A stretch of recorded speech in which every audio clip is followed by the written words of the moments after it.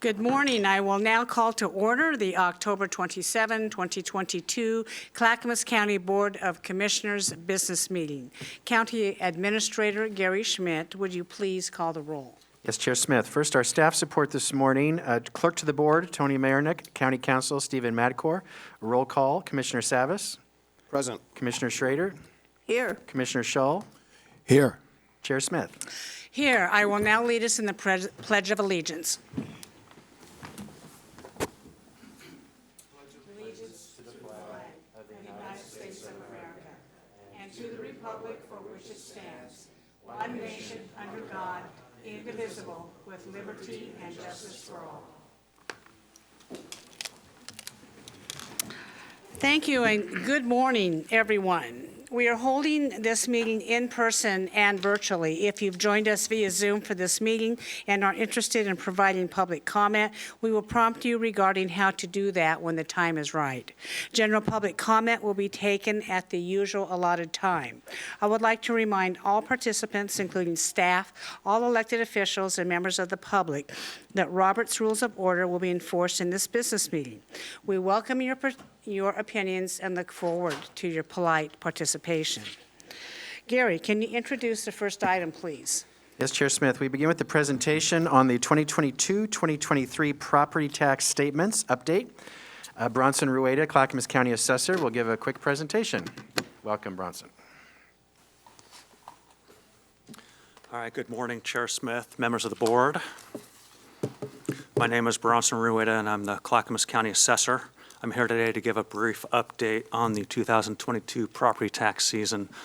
I'm happy to report that right now everything is going well, and we have certified the tax roll as of October 10th.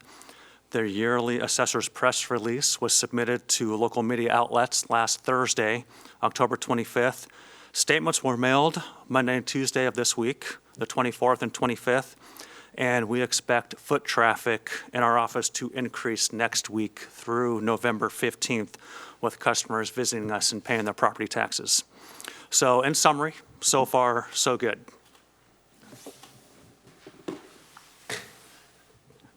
Do we have a PowerPoint? Coming up momentarily. Did I do that? Apologies, that's on me. We're waiting for our technology. In the meantime, did everybody receive the handout? Everybody's got that? Okay, I'll be referring to that. And I got my property tax statement in the mail yesterday. Excellent. I'll give the plug right now. Are you going to sign up for the e-statements? Never.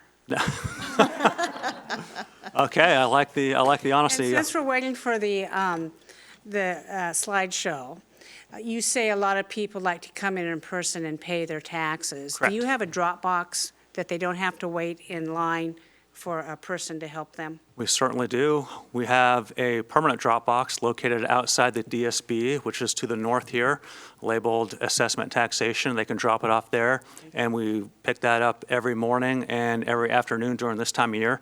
And starting next Monday, there's also going to be a drive-through drop box. There'll be signs and A-frames located over there by the DSB and along Library Court, directing you to the drive-through drop box. So 2 options.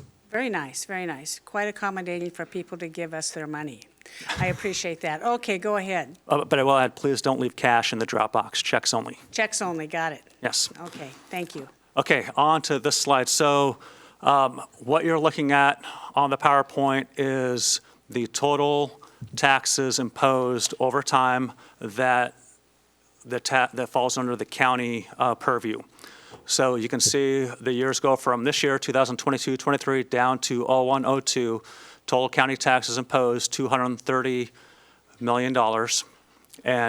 And of that, I now want you to refer to the sheet of paper. I couldn't put this on the PowerPoint. It was just too much information.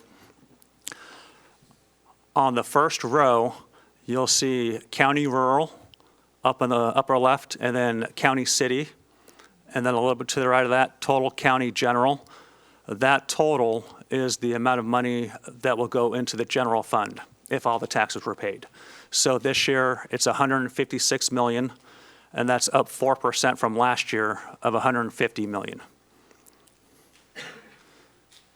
Okay. Then the other information on this sheet is the other taxing districts, public safety, the local option, library, North Clackamas Park.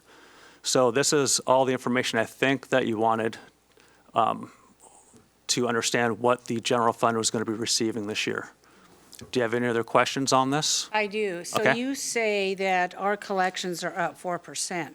What is the tax increase to each individual property owner on the average? What percentage? So on the average, it's 6.38% countywide. But depending on the taxing district and where you live and your tax statement, it's going to be different. So you have to look at your individual tax statement and look at last year's and this year's to see how much your individual property went up in taxes. And if you have any questions on that, please call our office. We can walk you through your tax bill and help you understand why your tax rate went up a certain percent or possibly went down. 6.3%. I'd be shocked if any property taxes went down unless a school bond was paid off or something like that, unless some indebtedness was retired. The reasons for the tax increase, would it be appreciation in property values? Is that the leading cause? I don't know, I'm asking. So yeah, that's a good question. So in this climate where market values are rising, taxes are generally going to go up 3%. In addition to that 3%, if your property had any changes, if you have any new construction or remodels, then you're going to see a greater than 3% increase on your property. Also, if your property has less compression than it had the year before, that's going to be an increase on as well. And if there's any bond changes or local option changes, that could make a difference in your property taxes. So there were some increases on local options in the Lake Oswego School District. So that's going to be an area where taxes are going to go up greater than 3%, Okay, okay. as an example. We have some commissioners who want to speak. Commissioner Scholl. Yes, good morning, Morning. Bronson. For the people here today, so we can get a picture on the difference between the increase in property taxes. You said it was a total of $156 million this year, up 4% over last year. But Bronson, can you tell us what the total assessed value of Clackamas County properties are since last year? What I'm looking at is a picture here that shows the difference between the increased property taxes we paid and a picture on how much our properties have increased in value in the same period of time. Right. So let me see. Here it is. So I have on slide 3, I think I'm going to cover that, but I'll tell you now quick facts. So I'll run these down. 2022-23 real market value in our county this year is over $110.6 billion. That's up from $94.2 billion last year. So that's a 17.38% increase. And that's real market value, so that's not what we're taxed on. We're taxed on assessed value. So that's Okay. real market value, and that's the biggest increase in value we've seen since 2008. Biggest value increase percent-wise since 2008.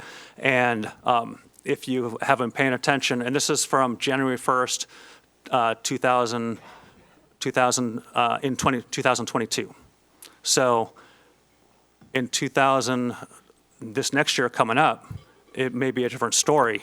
I'm guessing it is because interest rates have gone up and property values that I've seen, residential anyways, have seen shorter marketing time. So we may see a different story this next tax year, but this year they're up.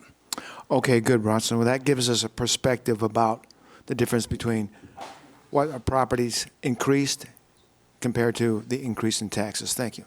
Well, let me continue on with your question mark, Mr. Scholl. You asked what the imposed taxes are. So this year, they're at $1.066 billion. It's the first time in Clackamas County that we've gone over $1 billion in imposed taxes. Last year, they were $998 million, and that's a 6.82% increase. Okay, good. Thank you. A real quick note on the public safety local option. those collected taxes went up $8 million. Is that the increase that approved by voters? Yes, Yes, and so the voters elected to increase their property taxes to pay for more county patrols on the road. correct. All local options and bonds are voter approved. And is that countywide? No, they're not, it's not countywide. Okay. So in those areas may account for the 6.3% increase in your property taxes because voters elected by an overwhelming majority to have more police force. I just want to Correct. make note of that. Correct. Thank you, Bronson. Yeah. Any other questions? Commissioner Savas? Yeah, more of a comment, and that is that, could be showing my age, but I remember the day when mortgage payments for a home were $300, $400, $600, $700 a month, or to pay your mortgage, and the taxes were just a small portion of that monthly piece, and never did I really foresee, I think especially people that are retired, that are on limited incomes, be able to foresee that the taxes could be several, $500, $600 up and up dollars a month as a retire. So that puts a lot of strain on people, and understanding the property tax limitation of 3% and all the other numbers. But the point I want to make here is that that underlying addition above the state law of 3% limit is all the levies and bonds and things that have passed in districts and so forth. So with that said, I have, talked to a number of people and shared over the years, but this is my first opportunity to share it really in front of a lot of other people, is that people who rent property and don't own property don't get a property tax statement, of course. Correct. Correct. And I think that when they vote, they don't really realize that because they don't see a property tax statement every year, they don't really realize the financial impact. That cost gets passed on to them, but they really don't see that the taxes went up. And I don't know if there's any limit, if there's there's probably not a legal restriction, but, perhaps, there could be a legislative law passed where it suggests that maybe even renters receive a property tax statement. They're not going to pay it. But for the property they reside in, to see that, geez, here's the taxes the landlord or the person who owns this complex or apartment complex pays, and that they're going to see that increase eventually.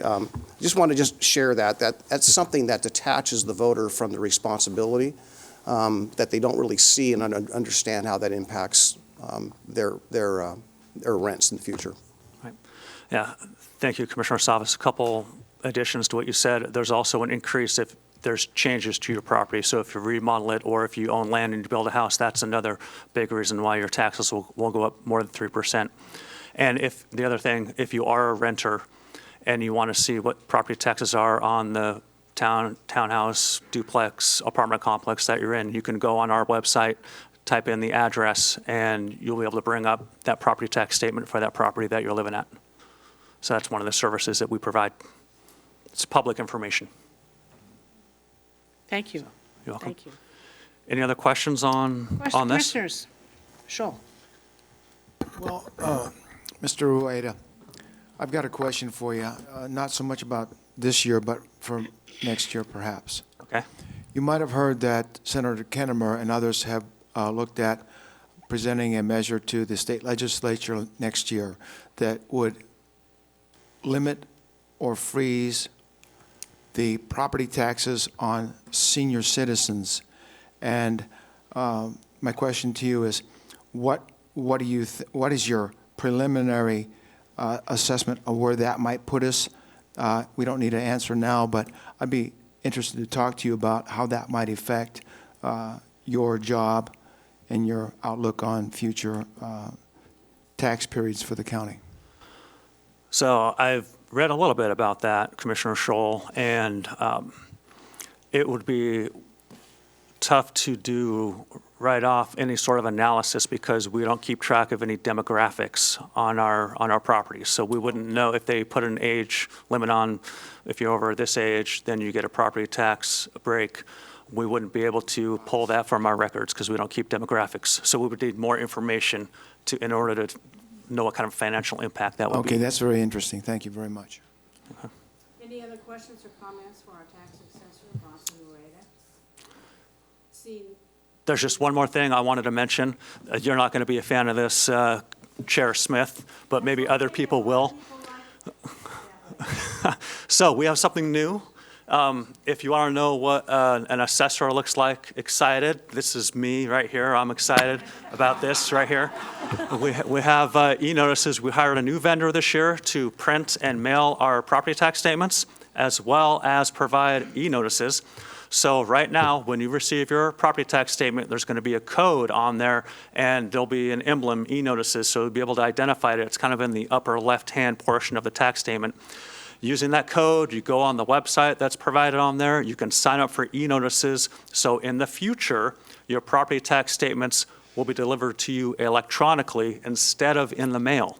And so how it works is you get an email that provides a portal. You type in your passcode, and once you sign up, then everything's electronic, and you will no longer receive your bill in the mail. So this could save money down the road. The more people that sign up, the more money that we can save as a county. So I encourage you to rethink your current way of doing your business, Chair Smith, with receiving a property tax statement in the mail, and consider using Well, e-statements. ironically, I pay most of my bills online, Well, except for this one. I'm a little bit nervous about it, but I'm thankful that you offer choices for people who want to do online property tax statements. so just to clarify, you receive your property tax statement online, but you can pay with whatever method. So if you want to come into our office and pay, you can still come into our office and pay with a check or with cash, but you just receive that statement online.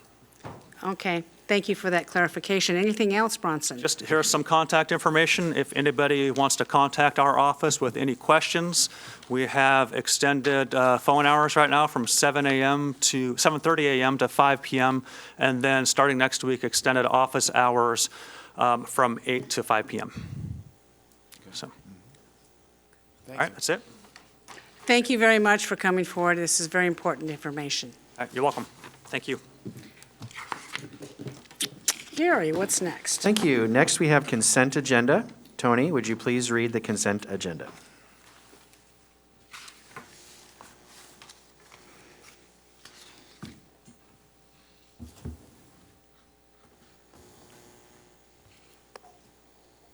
Commissioners, Chair Smith, the consent agenda, elected officials, item 1, approval of previous business meeting minutes for the Board of County Commissioners.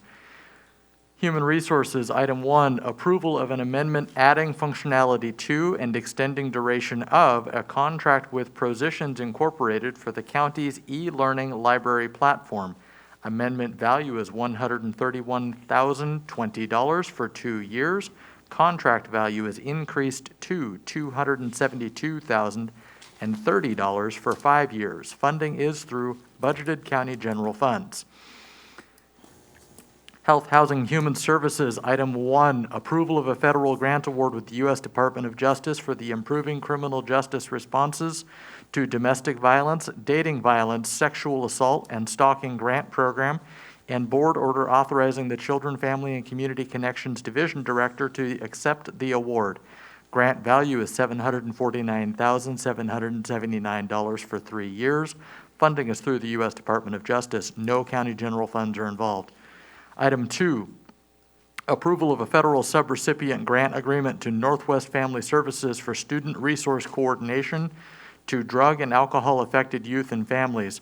Grant value is $61,105 for 11 months. Funding is through the Oregon Health Authority, $21,105 in County General Fund marijuana tax revenue, and Behavioral Health Fund balance. Item 3, approval of a motel hotel services contract with Terry Kerpa LLC for on-call hotel rooms for temporary housing. Contract value not to exceed $856,000 for 8 months. Funding is through Metro Supportive Housing Services and allocated federal American Rescue Plan Act funds. No county general funds are involved. Transportation and Development, item 1, approval of a goods and services contract with Topper Industries 1 LLC for the Boones Ferry Dock Replacement Project. Total contract value is $176,291. Funding is through an Oregon State Marine Board Boating Facilities Grant, Oregon Department of Fish and Wildlife subrecipient grant, and County Parks Capital Improvement Funds. No county general funds are involved.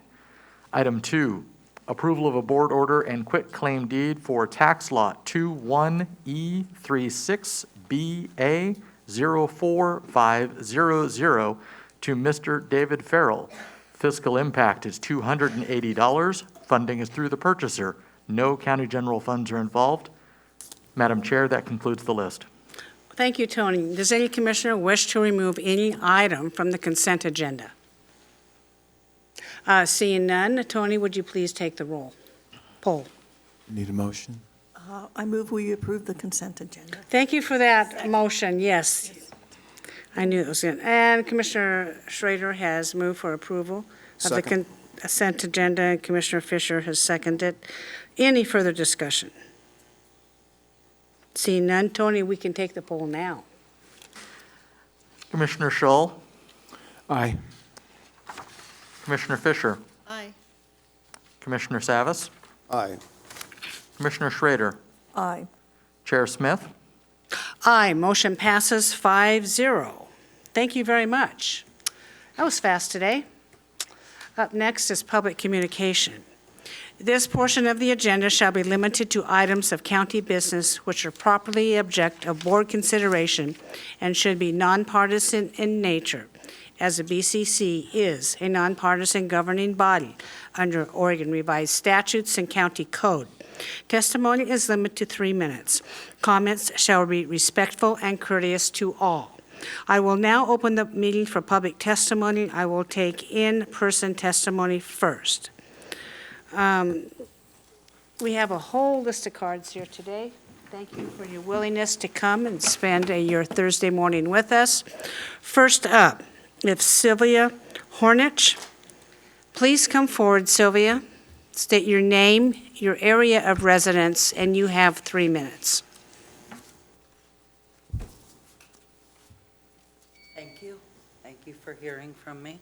Please, would you like to sit down? Okay.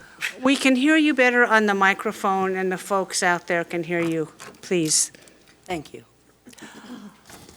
I would like to let you know that me and my children were on the edge of homelessness for many years. If it hadn't been for my parents providing me with the help that I had, me and my 3 children would have been on the street. I worked for Wendy's, I worked for Burger King, and I worked my way out of those jobs into more secure jobs. But for the people who can't pull it together, they are on the street. Their parents may not have been able to help them. They might not have had parents around. I and my husband, we literally go to a homeless location every week and we feed them soup and bread. We've been doing this for over 2 years since COVID started, and we continue. It doesn't matter what day it falls on. This year, of course, we know Halloween is falling on a Monday. Well, Monday's my day to feed the homeless. So that's where I will be. We pack up the car, we pack up the soup, we pack up the propane, and we go out and we feed people. And I see them, and they are so appreciative, the 12-plus people that I see every week. They would give me anything because I come, I'm with them, I care about them, I bring them what I can, and they have no place to go. They've tried. The people that I know personally, they keep looking for a place that will take them. so that they can get out from being on the street, sleeping by the river with a pile of clothes underneath them and a pile of clothes on top of them, and they're all filthy. And, you know, they love Inc., who comes and helps them take showers and get their clothes clean, but that does not take away from the bugs and the rats and the pollution that day to day gets dumped on top of them off the freeway, and then they're blamed for it being there. Things have got to change. I mean, we try to help each other as a society. Thank you. Thank you, Sylvia, for coming forward. Up next is Suzanne LaCampagne. Please correct my pronunciation, please. And somebody move that chair aside for her. Thank you very much. Please state your name, your area of residence, and you have 3 minutes. Welcome. Good morning. I'm Suzanne LaCampagna, and LaCampagna, boy, I there you go. messed that You were one up. close. Okay. My husband and I live less than a mile away from the Comfort Suites, and I just want to say I very much appreciate your consent vote today for the project turnkey that is going to be happening there. Very much appreciate it. I know that took a lot of consideration. I would urge you to consider expanding the project turnkey and providing more services, and I'm happy to have it in our neighborhood, because this directly affects my family and my neighborhood. Why I support expanding Project Turnkey, these are our neighbors, these are my neighbors, and it works. I see houseless people on my neighborhood, on Southeast Cypress Avenue and at the nearby Fred Meyer frequently. They're our neighbors. This summer during a heat spell, I saw a woman walking down our street barefoot with a bag on her back, talking to herself, and I stopped and said, "Can I help you? Are you okay?" And she kept walking. I tried calling the non-emergency line, voicemail, no response, nothing. And I just felt so helpless. I mean, this is my neighbor. This could be my sister, my aunt. I mean, I'm sure all of us have relatives, right, that would be homeless. I have direct relatives that would be homeless, but for family, propping them up when housing prices were too high and when they had addiction problems. So I urge us all to remember that and have compassion. Not everyone has a safety net or family. But now we can do something. We can support Project Turnkey. We can expand it. There's free money for the county, as I understand. There's more free money. And I want to let you know that my family, 26 years in Clackamas County, does support doing that and giving people a hand up. We can't just keep complaining and doing not in my backyard and trying to shift it to another county, another area. You know, this is a problem in front of us, and these are our neighbors. And as Chairman Smith has said, you can't put a value on life. You can't. If we turn down expanding this proposal or continuing this proposal, we're still going to have houseless neighbors wandering around our neighborhood and now in the cold and the rain without money or resources. This is sort of seems like a temporary solution, which I'm glad about, but if we don't keep this going, how does that help our neighborhood be safer and more livable? How can we not be ashamed about not helping people? The very least we can do is say yes to this project, which you've done, and expand it. And it works. I understand from last week's summary that Comfort Suites is already being used by Northwest Housing Alternatives, and that I know it's being used, that the Oak Grove, I believe, Econo Lodge is being used for that. And I know a number of you commissioners, you've been very supportive of Clackamas Women's Services, and you know very well that they've had to use shelter is often full, and they've had to use hotels and have done it very effectively. It's not the perfect solution, but it works.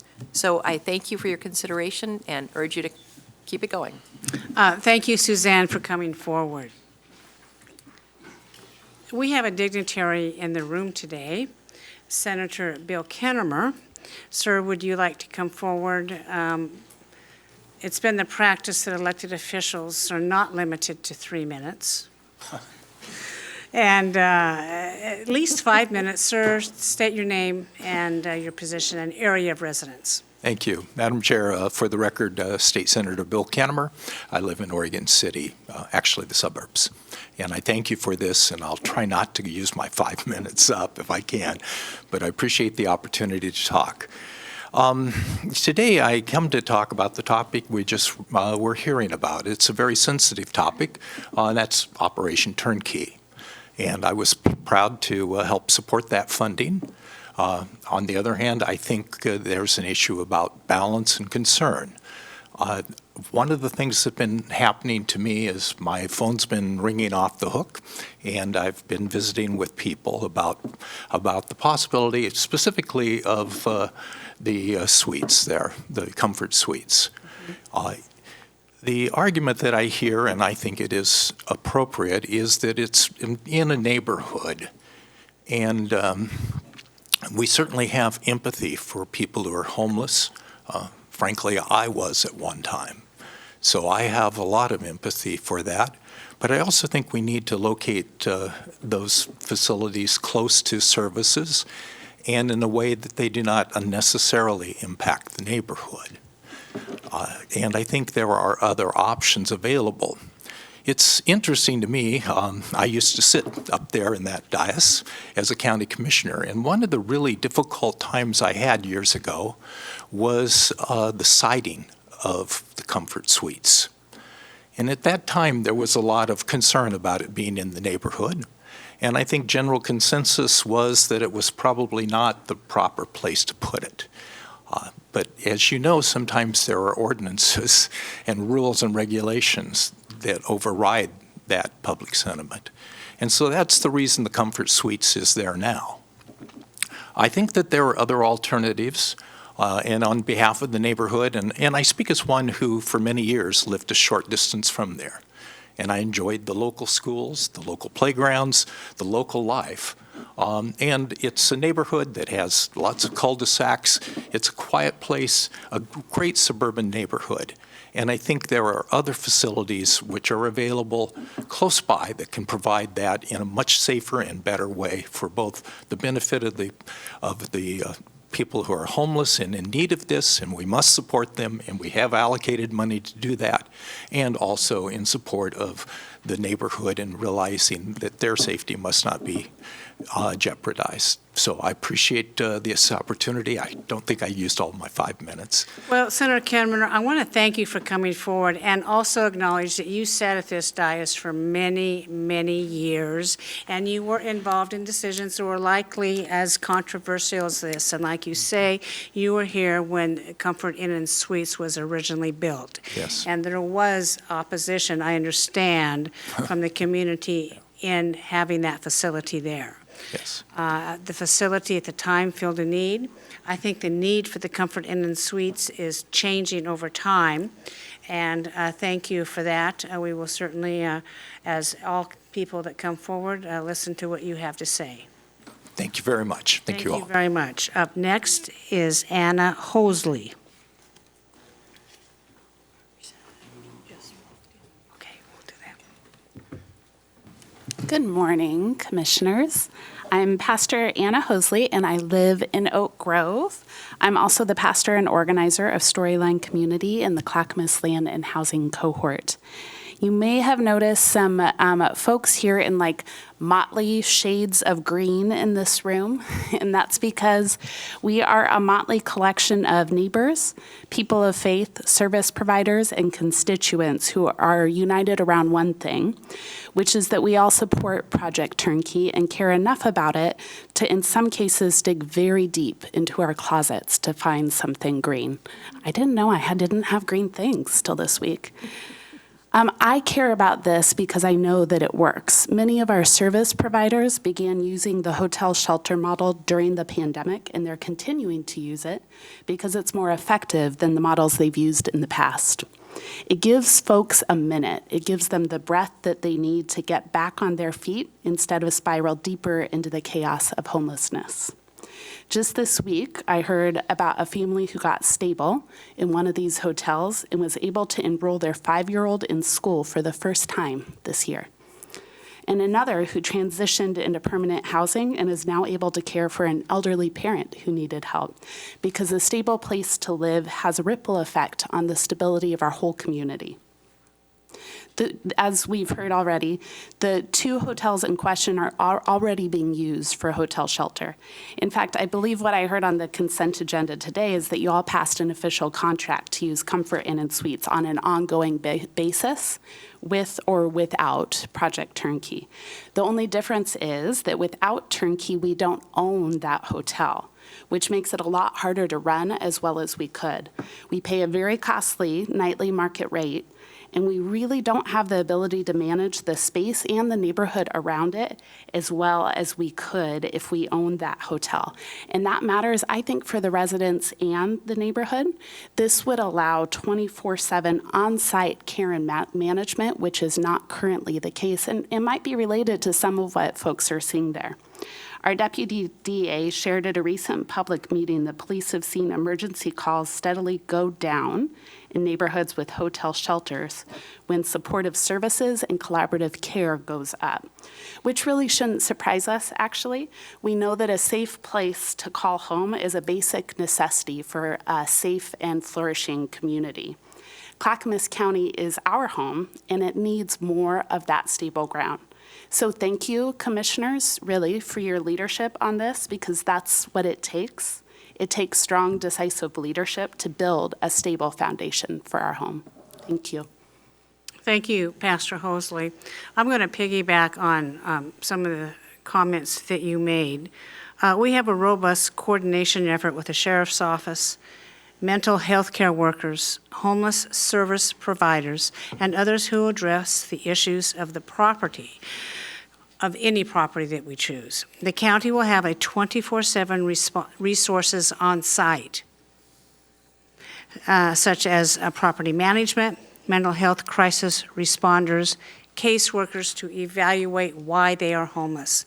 And this is a bridge housing, which means the average stay in this facility is for 30 to 90 days. And so that gives the person an opportunity to stabilize, possibly remember what it's like to be in a home where you have a shower and clean clothes and hot meals. And my feeling is hopefully it gives them motivation to move on and right-size themselves to be successful in society. Thank you very, very much for that. We have another dignitary in the room. I'd like to welcome Representative Mark Meek. Please come forward. Sir, you have 5 minutes. As is customary with elected officials, get a little more time. Thank you, Chair Smith. Yes, please introduce yourself, state your title and your area of residence. Thank you. Chair Smith, my name is Mark Meek and members of the commission. Good to see you all. My name is Mark Meek. I'm the state representative for House District 40, and I live in Gladstone. And I'm here to speak on behalf of some of the neighbors that I spoke with a week ago that had engaged me to listen to them and their concerns about the potential of the Project Turnkey being placed at the Comfort Suites there off of McKinley and I-205. And I just want to, as the county looks towards or forwards to a Project Turnkey grant to provide traditional housing, I just want to make sure that we are looking at it with a really good lens of where that is at, the services that it will provide for the residents there, and how it will impact the surrounding neighbors. One of the things that needs to be made aware of at the Comfort Suites there on McKinley, that it is bordered on all 3 sides around residential properties. Yeah. And I just want to make sure the neighbors that I spoke with, they are not organized. They didn't have a CPO meeting or anything like that. They just came as concerned folks that have been experiencing issues related to operations, both current operations as just a hotel and previous operations, I think, for emergency housing during the pandemic. I just want to make sure that I kind of put a couple of issues that they are concerned with on the record. One of the things is the trespassing. They have folks that are jumping fences and coming through their backyards, through their homes, onto their porches and patios, taking items. We also have folks that are coming out of the comfort suites currently using illegal drugs and leaving needles on the streets and sidewalks right in front of these homes. We did have a county sheriff representative, Sarah McClung, there at this meeting to help them understand of their opportunity to organize a neighborhood watch. And so they are very, very frustrated by the system right now. They're frustrated by their quality of life and how something like this could potentially really impact their community without proper and security and or oversight. When I look at that place, I've lived here in the Gladstone area for over 17 years, and that was my exit. I'd pull right over there off of that 12, I think it's 25 or 12, and exit 12, right? And pull in there and have to take a left or right, you know, heading over to Thiessen this way, over to Roots Road this way, and I took Roots Road and got to Webster from there. But would always see the folks that when the hotel went up, that if folks wanted to go and access Fred Meyer's or the restaurants on the other side of 205, there was no there was crosswalks there, very dangerous because you had people coming from this direction, that direction, and off the freeway and getting onto the freeway. And it made me nervous just waiting and watching somebody want to cross those intersections. So if you think about the folks who may be housed there, if they don't have vehicles, if they're going to be commuting to different areas to try to access different services, I know you'll have on-site services, but it would be very difficult for them to cross, and especially have to walk across I-5, other busier intersections, going across Highway 212 there. And so I'm very familiar with this area. I'm very actually concerned for the citizens there, because unfortunately, even the purveyor of the Comfort Suites there has not been very responsive to some of the issues they've had in the past. And there was, you know, many issues, and we can get beyond the pale of what we're trying to accomplish here. But I really just wanted to alert the commission here and alert the Housing Authority of Clackamas County that I am supportive of Project Turnkey. I do know it's necessary and relevant in trying to respond to the homelessness issue that we are realizing right now and experiencing. But I do feel that there are probably better alternatives out there that would be more suitable for a project like this, that would be closer to commercial access to other things that they may need. So on behalf of those neighbors and those citizens, I just wanted to be here and share these concerns.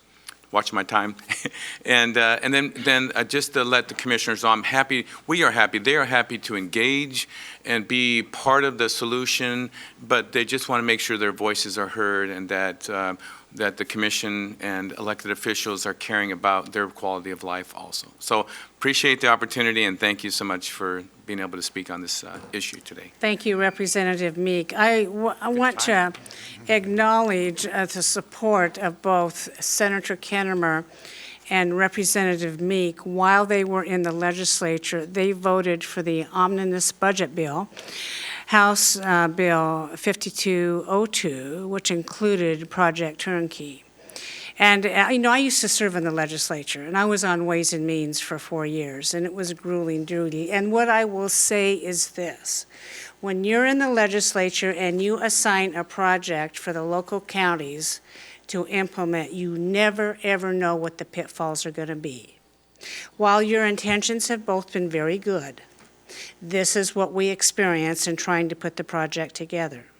So what I'm going to say to both Senator Kennemer and Senator Meek, we need your leadership to help us go out and reach out to the people in the community and really get them to understand what this is involved, the wraparound services that the county has available to us through the Metro Supported Housing Services Measure passed by taxpayers. It's an income tax on high-income earners that we are able to put wraparound services. That is a 10-year tax. So thank you very much for coming forward, and we appreciate you very much, both of you. Up next, Mary Steinberg.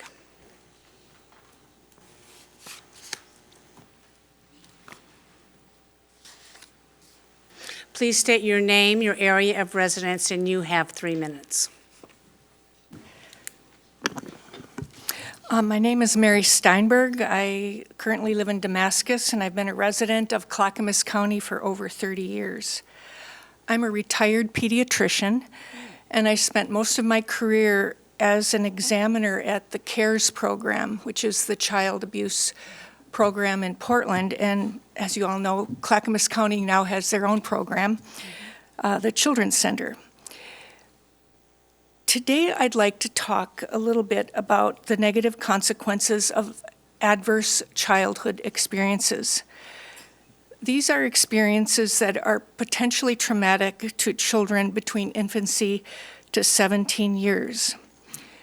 In my career, I was witness to way too many adverse childhood experiences, and I do have some knowledge of how they can affect a child for the rest of their lives.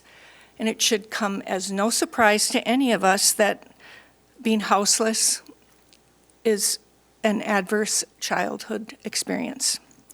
Cumulatively, if I can say that, adverse childhood experiences cause toxic stress.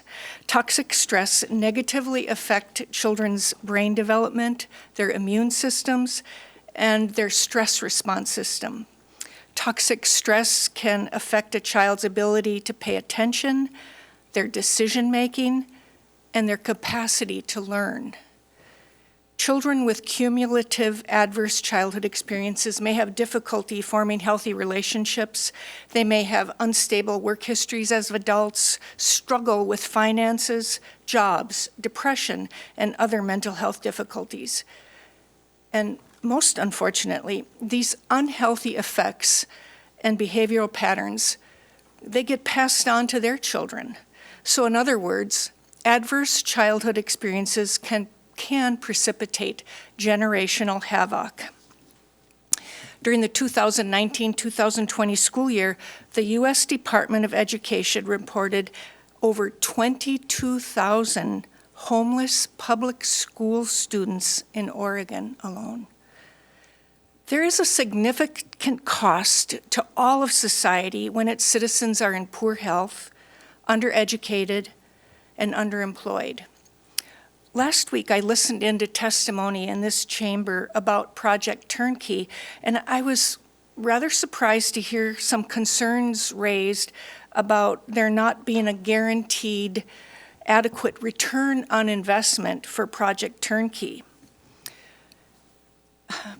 Prevention is so unsexy, but I can tell you there is no better, no more robust, no more guaranteed positive return on investment for all of us than those we make to ensure the well-being and success of all the children in this county. Thank you. Thank you very much for coming forward. Up next, Reverend Heather Riggs.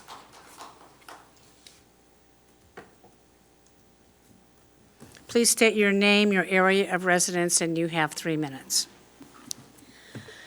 My name is Reverend Heather Riggs. Unlike Senators Kennemer and Mark Meek, I actually do live in the neighborhood, so that's exit 12A if you're headed southbound, or exit 12 if you're headed northbound off 205. And the Comfort Suites is where my in-laws stay when they come to visit, because my house is full because I already have taken in a queer homeless youth into my home. So I actually like my in-laws, and the Comfort Suites is the better motel to stay in our neighborhood. And my in-laws have stayed there while folks were being sheltered there. And my experience of folks being sheltered there is personal, because a social worker who was only a Facebook friend of mine reached out to me and asked me if I had some time as a pastor to help supervise a mother and a newborn, because the mother was addicted to methamphetamines. While in the hospital after giving birth, she was in the process of detoxing. She was detoxed. She wanted to be with her baby. And they needed to have people to spend the night with her, to supervise her 24/7, to make sure the infant was safe. So I spent the night at the Comfort Suites with a houseless meth addict. And it was quiet. And it was peaceful. And I got to take a middle of the night feeding while she was sound asleep, exhausted from recovery. And that little baby's ear is, the picture of that precious baby's tiny ear is imprinted on my brain. And I'm so grateful that that baby and that mother were able to be at the Comfort Suites in a place that is quiet, that is in a neighborhood, that is in my neighborhood. So it was a really quick trip for me to get there for my overnight shift. I'm really grateful that that can be happening at the same time as my wonderful in-laws are staying in this motel. So thank you for approving the committing yourselves to the extra rooms at Comfort Suites in my neighborhood. I will also say I would love it if Project Turnkey could take over the Clackamas Inn and Suites, because my in-laws have stayed there. And let me tell you, having that place taken over would improve our neighborhood. Because that place has some unsavory stuff going on. And I would welcome 24-hour supervision. I would welcome folks actually receiving services and being put on the path to moving out of houselessness and into affordable housing in my neighborhood. Remember, that's exit 12B, friends. Exit 12A. Thank you very much. Misty Fettig. Please state your name, your area of residence, and you have 3 minutes. Hi, Hi. I'm Misty Fettig. I own a house 3 doors down from the Comfort Suites Hotel on McKinley Avenue. And I came here with kind of a different agenda. The neighbors that live next door to me, Jack is the little boy. He's 8 years old and he gets off the bus in front of my salon every day. And so, of course, I'm concerned. I'm like, okay, what's going to happen down there? It has been, I did not have the same experience as the woman who just spoke at all. My daughter, who is now 26 years old, worked at the Comfort Suites front desk for almost 2 years. We made her quit. Her father and I made her quit because it was so unsavory. She had people overdosing in the bathroom. She was left to be at the front desk by herself and take care of everyone in the hotel at 25 years old. It was very dangerous. Half the people that worked there were addicts, was her experience. It was horrible, the stories that she would come and tell us, but she was hell-bent on saving money and getting ahead and whatever. She could walk there so she didn't have to, have a car and spend gas money. And it's been really bad over there. We just like a week ago had somebody shoot somebody. It's not good. I don't know what is, maybe if you're a mile away, you just don't see it all the time. I don't know.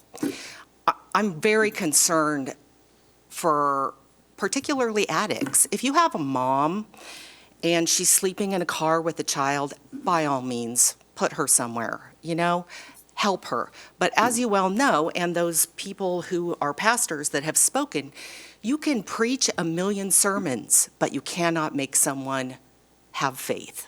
You can't. You can inspire them, absolutely. But if you are choosing a lifestyle of addiction, then is it safe to put you next to someone who does have a baby and is in the next room? That's my concern, is how safe would it be for even the people that would be in there? And would you put a woman who has a child and is homeless next to maybe an addict? But what about the men versus women? What if you have women and then you have on either side of them men that are single men and potentially there's a danger there to their children, to them? There's a lot of concerns, and I hope you guys go slow with decision making and really think through the dangers that could be. We have very interesting characters walking up and down our street all the time. And I run a small business out of that house, so it's concerning. Thank you very much for bringing your concerns forward. We are mindful of what you say today, but we can't, go ahead, we can't monitor Comfort Inn and Suites because it's in private ownership. So understand, although we may rent rooms there, Clackamas County is not in control of Comfort Inn and Suites. And the best remedy for that situation is to call 911 and they will respond. So just thank you very much for coming forward. Next up, Sharon Concy. Did I say that right? Okay, you can correct me. Please come forward, state your name, your area of residence, and you have 3 minutes.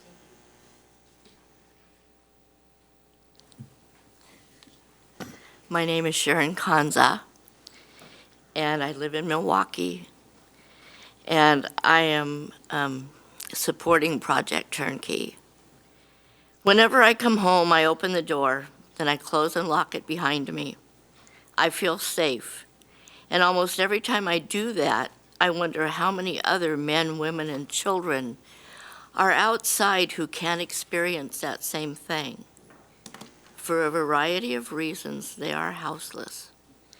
Add in hunger and/or medical conditions, and the result is mental anguish that leads to hopelessness, which in turn can make them a little irrational. Many of us live paycheck to paycheck or very close to that. Many of us are seniors. We know that one serious illness, treacherous fall, or accident might put us into houselessness too. Many of us wouldn't have anyone who could or would be able to let us come live with them, and our options would be extremely limited. What happens when you don't have an address? You can't get mail or services. What happens when you can't take a shower or clean your clothes? You can't get a job. What happens when you can't get a decent meal or a decent night's sleep? You don't feel fit to work anyway. These can all be results of living in a tent or sleeping on the ground someplace. You slide into that hopelessness that leads to an inability to be motivated.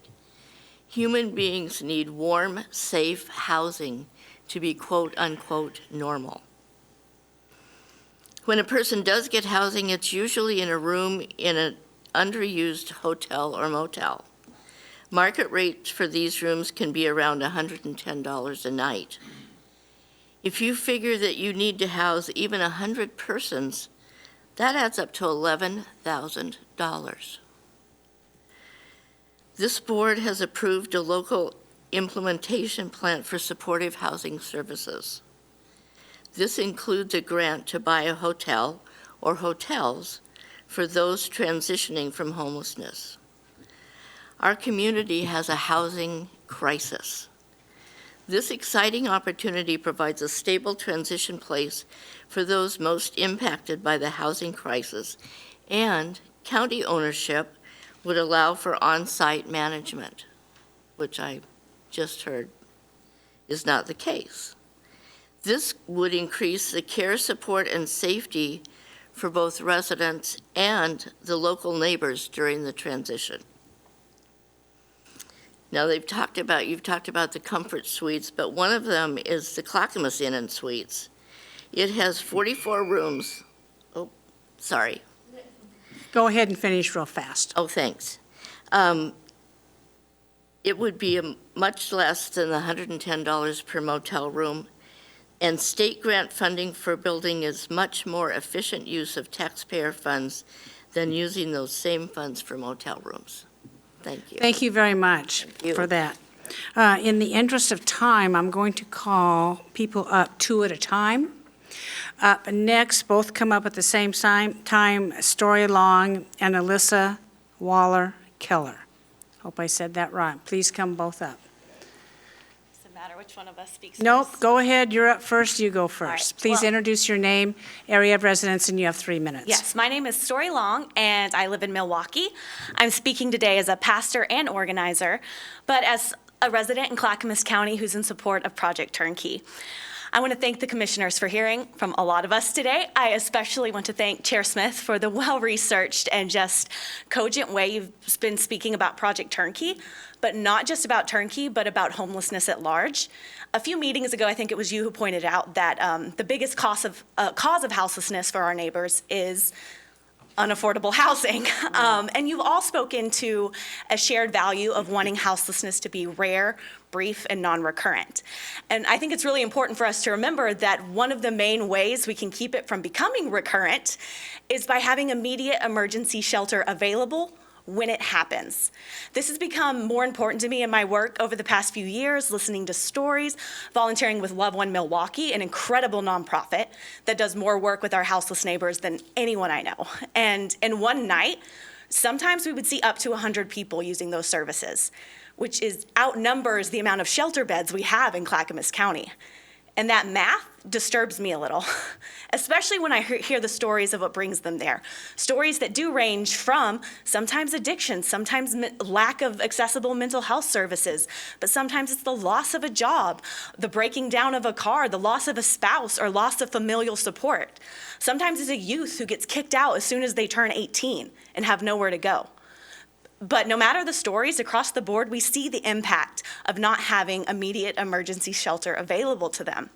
And I think this is where we have the potential to make the most difference with Project Turnkey. What I find interesting is, like, across the board, everyone in this room, I think, identifies homelessness as a problem, whatever they stand on Project Turnkey. No one wants to see their neighbors sleeping outside. But I think what's missing sometimes is our understanding of how much of an impact transitional housing makes. Having something immediately available as soon as you become houseless makes a huge difference in that. And as you spoke about those resources, it's a win-win for our whole community.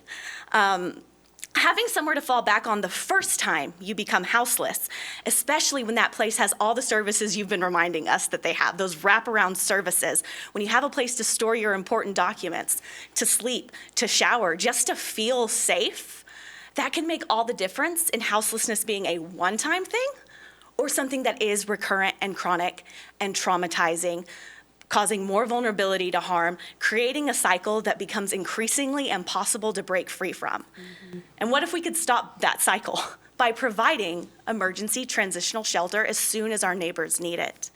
If we could, I think it would be the safest, cheapest, and most compassionate option for them, but also for our whole community.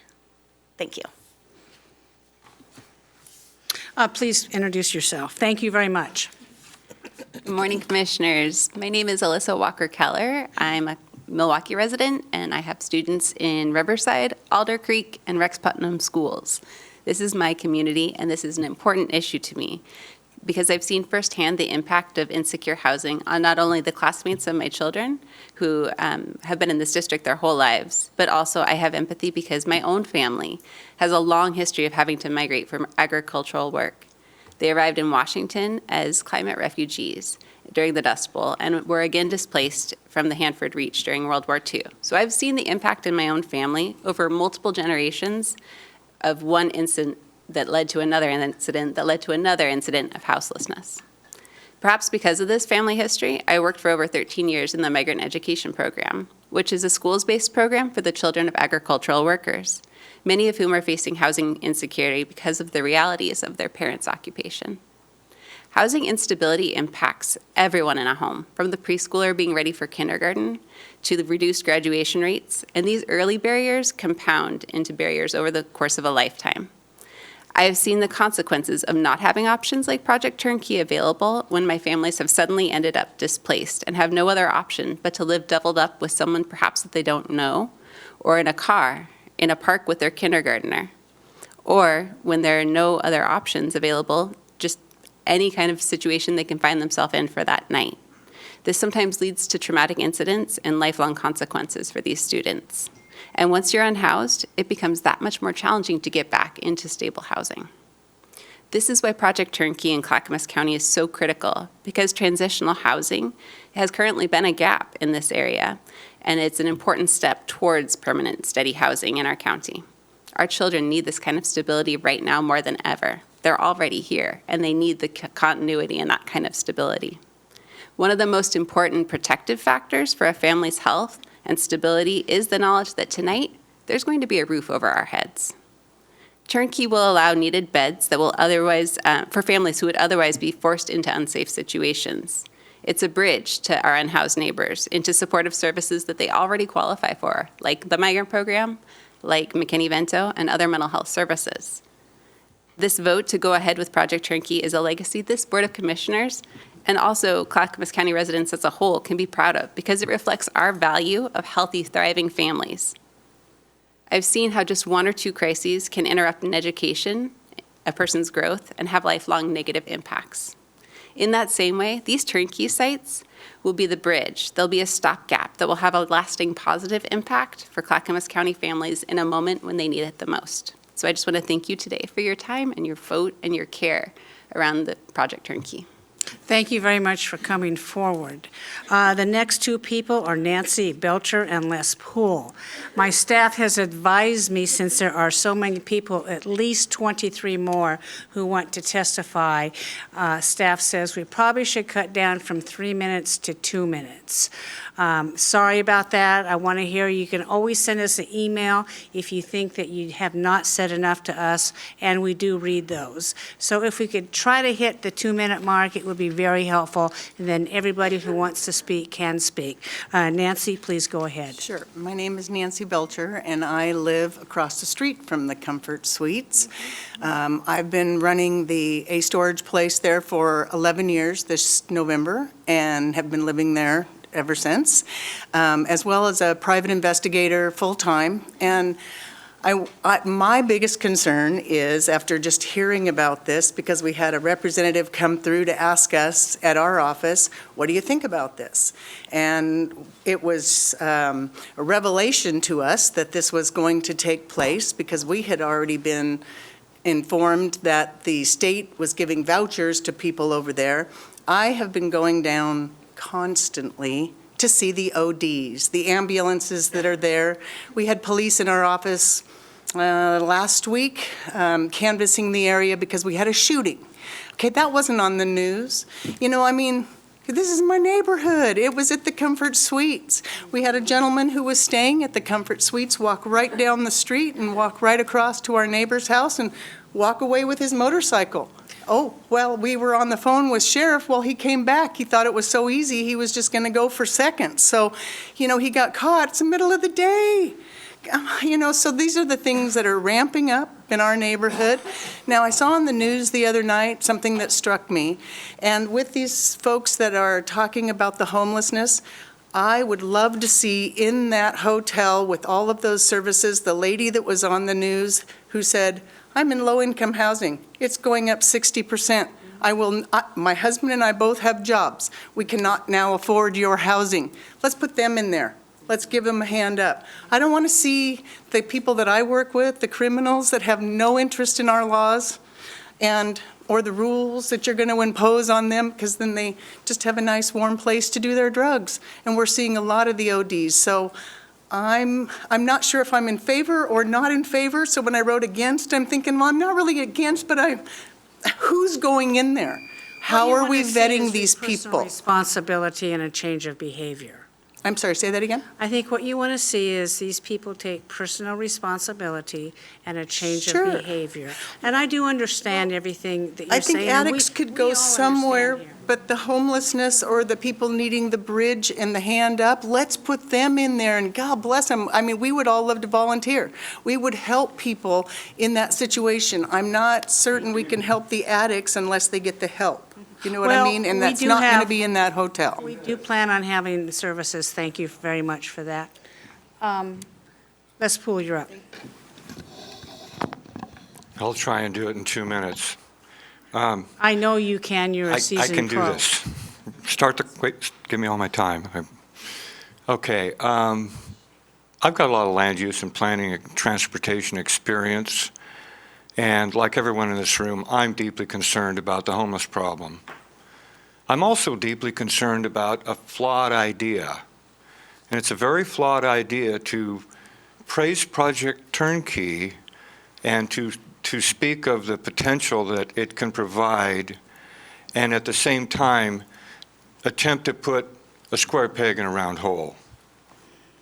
That neighborhood is a transportation hub.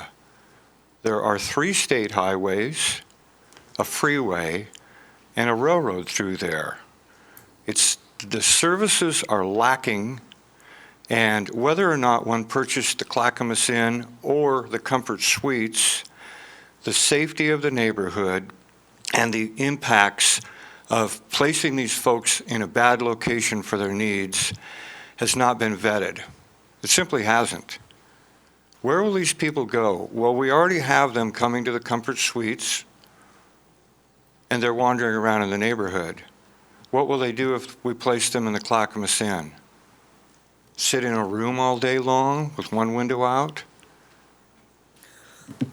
Project Turnkey, properly applied, would have a lot of support, but this is a really bad location.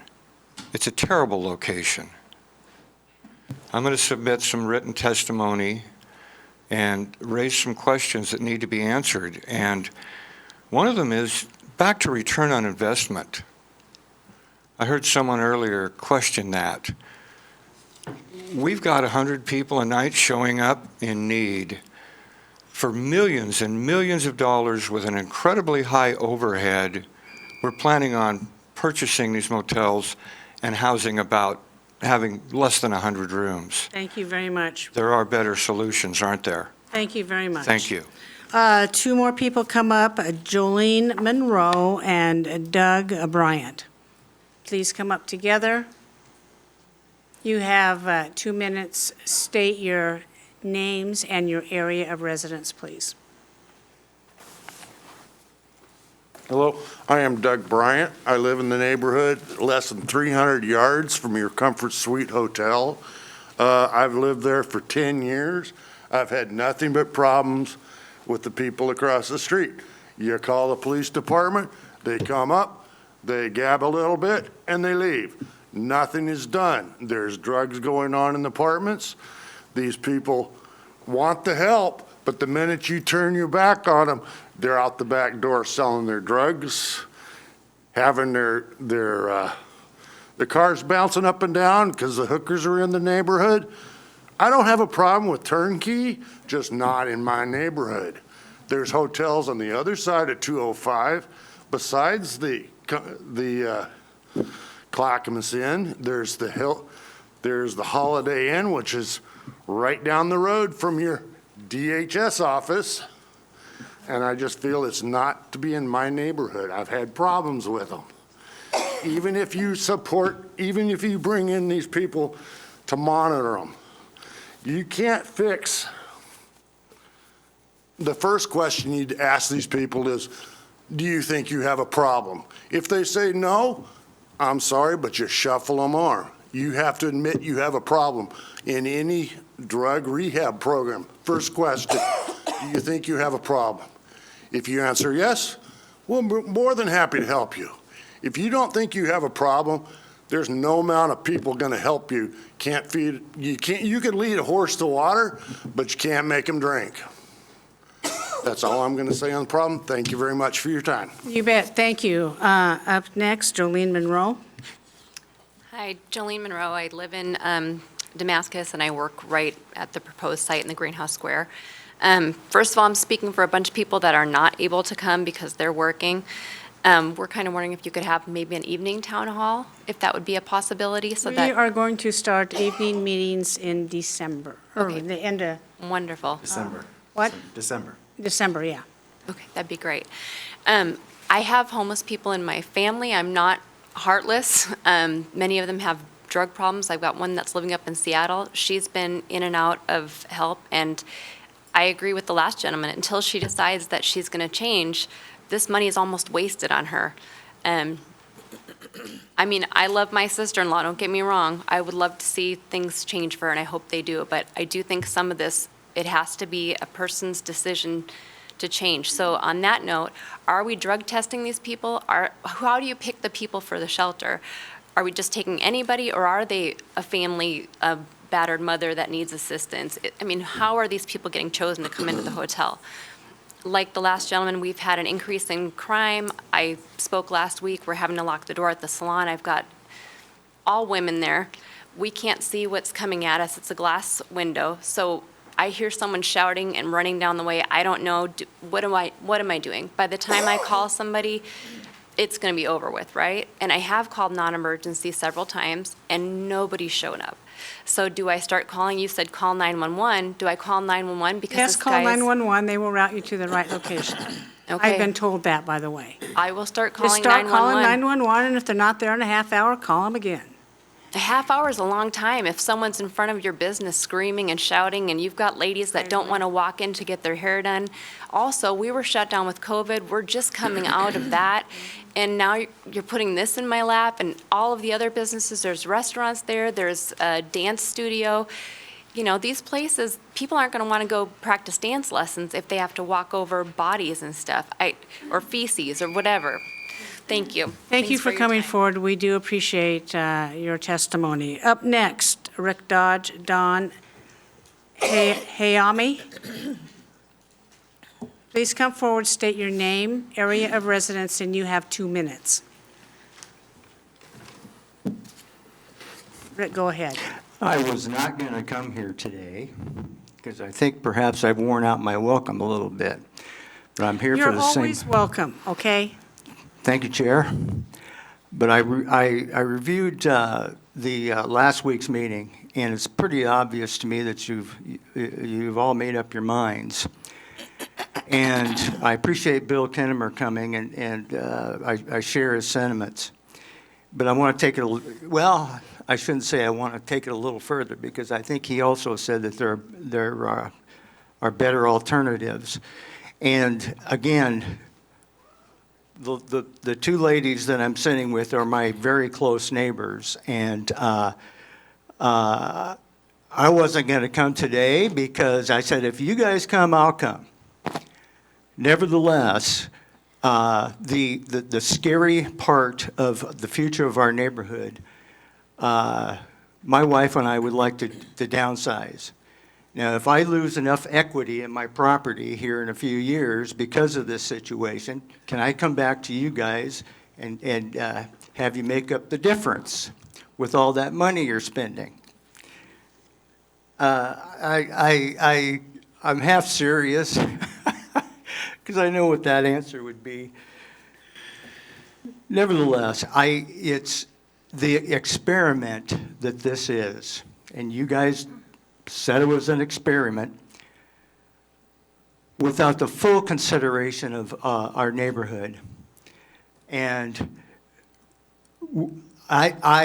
we that are thinking like this are outnumbered 3-1 today, or 10 to 1 today. And I don't want those folks to think that we're insensitive to this. But I have, over the last several meetings, take your time, let's do the alternative, because it's not fair to us. Thank you very much. And we are listening to the naysayers as much as we're listening to the positives, so don't think that your opinions are discounted. Don, please introduce yourself, your area of residence, and you have 2 minutes. My name is Dawn Hayami. I live in Lake Oswego, and I've been a Clackamas County resident since 1984. And I'm here today in support of Project Turnkey. I am currently the co-president of the board of Lake Oswego Transitional Shelter Ministry. We've been in business since 1988, and I'm here to tell you that transitional shelter, transitional housing with supportive services works. Just a little bit about us. We're a consortium of 6 churches. It is all volunteer-based. All of our resources come from the churches. Every year, we provide 7 to 8 families with a safe space to stabilize and get back up on their feet. But that's about 30 people. and almost half of them are children, as some of today's speakers have mentioned. And that's not enough. So it is very exciting to me, to us, to our organization, that the county has an opportunity to purchase and repurpose these facilities with state grants. It strikes me as a very efficient and faster way to address the housing crisis. But as many people have said today, providing safe shelter is essential, but it's not sufficient. You need supportive services. We are very fortunate in our ministry to work with a case manager from Clackamas County who helps our guest families get the needed services that they require and apply for permanent housing. So when you do this, please do invest in the supportive services that families need. Thank you very much. Thank you, Don. Yes, we will be investing in supported services. Commissioner Savas. I just want to address a couple comments. First of all, Mr. Dodge, I don't think any of us, I don't know, I can speak for myself, have made up our minds about this. And anyone who's followed this has realized that I think Representative Meek pointed out a number of things I said when we voted individually on these particular properties, whether to look at them or not. So I was not supportive of the Comfort Suites because of the very reasons he stated, which were, I believe, my experience is learning from others has been that having a buffer of some sort between a neighborhood, a residential neighborhood, and a facility like this is important. And I don't think that the Comfort Suites offers that. The Clackamas Inn, I believe, does. So I supported the Clackamas Inn as something to look at. We have not made up our minds. I want to talk about that. The other thing that is really relevant here, and is really part of whether or not we haven't made up our minds about that either. There's a term called low barrier, and there's a term called high barrier. Low barrier means that people with drug or alcohol addictions can be admitted and reside in these facilities. A high barrier facility says, no, you can't do drugs, but you can stay here, so on and so forth. So I just want to say that we haven't even made that call as of yet, but there are too many examples where we know how things work out. We have our neighbors to the north, the county to the north of us, where things aren't working out so well in other examples around the country, around the state of Oregon.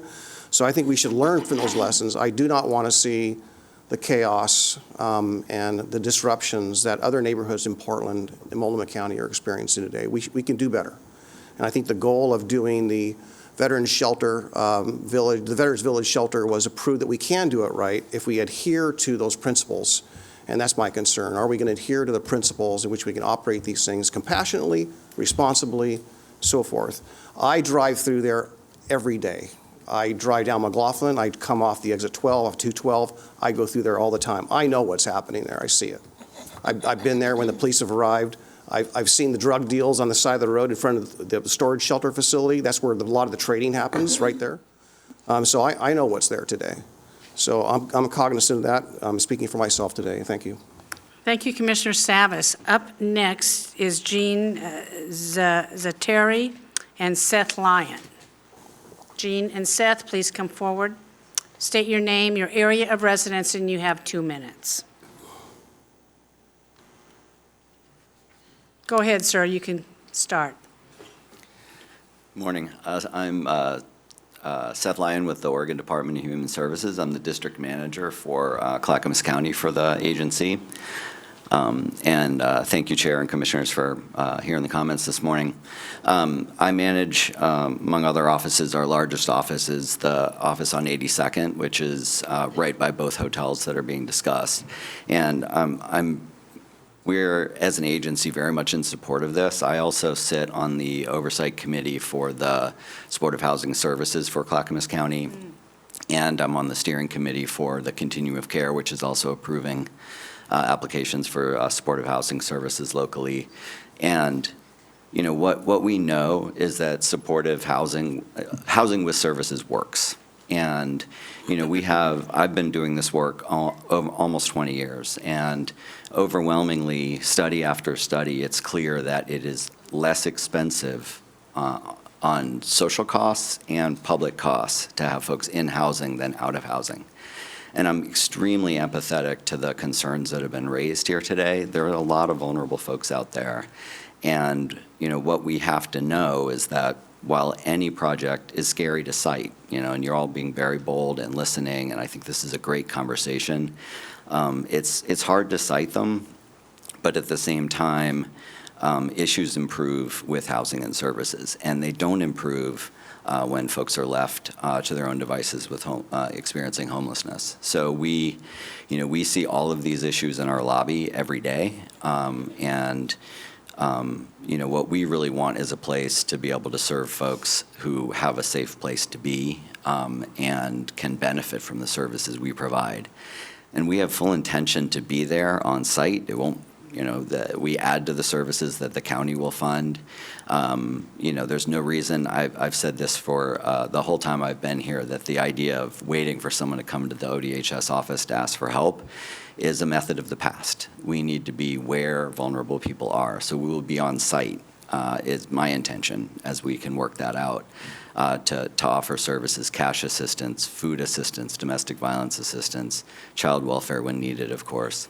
So, I appreciate you having the open comment time, and I'll be issuing a letter of support as well, and I'm open to any other testimony. And of course, I partner with the folks from Health, Housing, and Human Services regularly. So I just want to offer my availability to help any way I can. So thank you. Thank you, Seth, for coming forward. Is Jean Zateri in the room?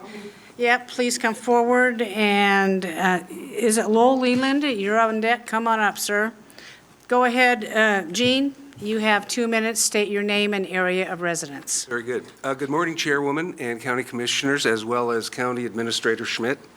Thank you for this opportunity to speak for 3 minutes regarding Project Turnkey. My name is Gene Zahari, residing in Milwaukee, Oregon for 28 years. I've seen the problem of homelessness worsen over this span without substantial efforts to produce a change. I'm here today seeking a glimmer of hope in what has seemed for too many years an intractable condition. My ask is approve and endorse the Project Turnkey plan that authorizes 2 motels to be purchased by Clackamas County to serve homeless individuals and families. Just as clean air, pure water, and healthy food are necessities for human life, so are safe, secure dwelling spaces where houseless people can find a starting place to a hopeful future. I've seen the reddened, swollen hands, the desperate glances and worried brows of anxious women, children, and men seeking a warm place to sleep during freezing weather conditions. I have heard the desperate voices of houseless people frustrated after hearing the waiting list for low-income apartments is not weeks, months, but years. I know that assisting people in dire situations with shelter, food, and resources can sustain them. Following 18 years as a career as an EMT paramedic in Clackamas and Multnomah counties, I became active in social justice issues, volunteering in extreme weather shelters, participating in Clackamas Homeless Point and Time Counts, helped construct with fellow King of Kings church members and many other volunteers the tiny houses eventually moved to the Veterans Village for occupancy. I currently help with food distribution programs in Milwaukee. Please, I have met hundreds of volunteers like myself, city and county employees, neighbors, and organizations like Clackamas Service Center. Okay, I'll finish. Please give us a bright glimmer of hope in approving and endorsing the Project Turnkey. Thank you. Thank you very much for coming forward. Up next, Lowell Leland. Please state your name, area of residence. Yes, my name's Lowell Leland, and I happen to be a next-door neighbor to the Comfort Suite Inn. And I agree with the man previously before me that something needs to be done about the homeless. But unfortunately, we need to be very careful because I have been with the motel at its conception. I do understand when it was zoned for commercial, when it was originally intended for residential. And Mrs. Smith, the county has given us many promises that the motel would only be used in its parking lot for use and services, and that there'd be no parking on the street. And yet consistently, we have semis parking on the street with their reefers going all night long. We have the management that have no consideration to these rules, and when we call the police, They can't do anything about it, and yet we're promised by the county these laws would be upheld. All right, so we have trusted the county in spite of that. I personally have had armed pursuits go right through my front door and out my back. And you can follow it down. I won't take time to verify all the dates. You can just look it up in the records.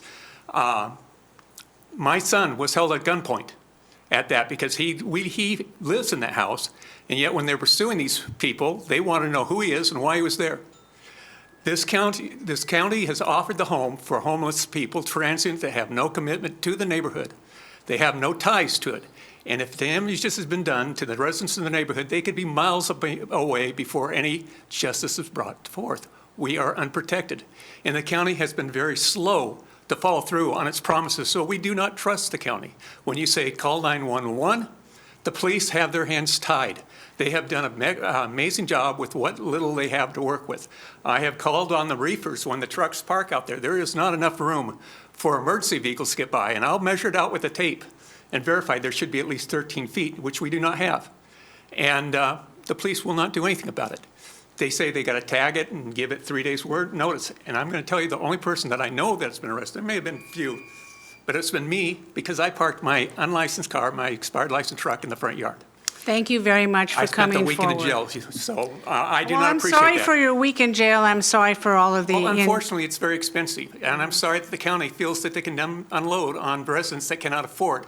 Thank you, sir, for coming Okay. forward. Up next, Jill Soley and Joshua Kingsley. Joshua Kingsley, are you in the room? Okay, please introduce yourself, area of residence, you have 2 minutes. Jill Soley, unincorporated Clackamas County at the Gladstone-Milwaukee line. I wanted to speak about reiterating that I see this as a project of just widening an avenue. It doesn't solve everything. It isn't, as you say, it hasn't been decided whether it is high barrier or low barrier.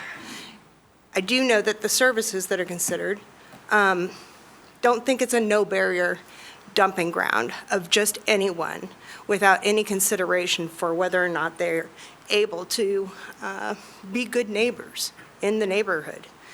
Management of these solutions require that they can take care of the property itself. And the district attorney and police, gentleman's name I forget. Mendez. Yeah, confirm that they work hard to make sure that this is an ongoing wraparound kind of affair that operates. What I want to tell you is a story that widening an avenue can do for you, though. 3:30 in the morning, working on Good Friday morning, a taxi at an emergency weather shelter drops off a woman in a thin dress and espadrilles because the hospital had just kicked her out because she was severely beaten, escaped with just her life, and the hospital had a dress and espadrilles for her in the cold weather. The weather was going to turn warm. I could put her in on a cot, no, actually a mat, on the floor, 2 feet away from strange men in a room of about 25 strange men, all homeless. That was her version of safety. Thank you for coming forward. Joshua Kingsley. Thank you. My name is Joshua Kingsley. I'm the pastor of King of Kings Lutheran Church near the intersection of Webster and Thiessen. I appreciate the time of this county commission and all the people who have come here to offer testimony today. In fact, this morning has to some extent restored my faith in government and America, getting to hear this lively conversation. And I wanted to express some of the solidarity and resonance for myself that I hear in the room. Like many people that are in here, I live with a small child and with other people who are vulnerable, and I also live near people who are experiencing homelessness. I think someone in here mentioned a motorcycle got stolen. I've had a motorcycle stolen out in front of my house before, and other property crimes that are incredibly sad and unpleasant to me and the people with whom I live. And so I want to express some sympathy with that and some empathy. It sounds to me, in hearing all of this testimony, like many of us are on the same team. Maybe we're just arguing over shades of vanilla to some extent, in that I think we all want safety. That's what I'm hearing all of us say. I'm hearing everybody say in here today that we want safety, we want security for ourselves and for the people who are closest to us. Clearly, none of us can live our lives without a sense of security, right? If any of us feel like a gun might be pulled on us, it changes the way we're even able to present ourselves and talk in a room like this, right? Let alone to live our lives. I really wish ignoring troublemakers worked. I really wish that when people were having a hard time, we could ignore them and let them figure it out, and they would eventually figure it out. But my experience as a sibling, my experience as a public school teacher, and as a citizen tells me that that's not the case. But that proactive interaction, people banding together with their values, is what will help all of us be safe and secure. So I want to again lift up the wraparound services that are part of Project Turnkey as a help for all of us. Thank you. Thank you very much. Before I call on the last card that's been submitted, is there anybody else in the room who would like to testify? Please come forward, fill out a blue card, and we'll get you up, okay? Des Valdez. Please state your name, your area of residence, and you have 2 minutes. Thank you. My name is Des Valdez, and I work with youth in Clackamas County as a youth ministry coordinator and organizer. Since this meeting is in the middle of the school day, I am here on behalf of the youth that I work with, and I'm here to speak about Project Turnkey. One of the groups that I work with is the Southeast Youth Collective, a collective of churches from Clackamas and Multnomah counties that do youth ministry together. A few weeks ago, we had a discussion with youth on Project Turnkey and homelessness in the county as a whole, and we invited youth to respond if they wanted. I'm going to read a comment written by Victoria Medina, who is a 10th grader in Milwaukee. She says, "Housing is an issue that needs more attention. Some people are doing as much work as they can and really advocating for people, while others have concerns and don't really see housing as a main priority. I myself may be only a teenager, but housing is so important for stability. We shouldn't have to say this, but housing is a basic human right. Homelessness rates have gone up, with inflation having a bigger effect on the world economically. It's hard to afford things, whether it's gas, bills, a car, a house, apartment, etc. An apartment alone can range from $1,200 to $2,800. Just imagine a house. Houses shouldn't be so expensive. Every human being deserves a roof over their head. People deserve shelter. Not everyone in the world is blessed and rich and doesn't have to worry about housing. There's a boatload of people that put in the work every single day, are able to multitask, and no matter how stressed or jam-packed their days are, still try to pull out enough money to pay their rent or their house or whatever it may be. There's old people that are retired or are so sick that they can't work anymore, lower income families, immigrants not being able to work certain jobs because they're undocumented, the unfairness towards women, etc. The government should put more focus towards this issue and understand that people are doing the best they can, and the whole system is so unfair and cruel. We need more people advocating housing rights. This needs to change." This is from Victoria. Thank you very much. I have a card from Ken Drank. Please come forward, state your name and your area of residence.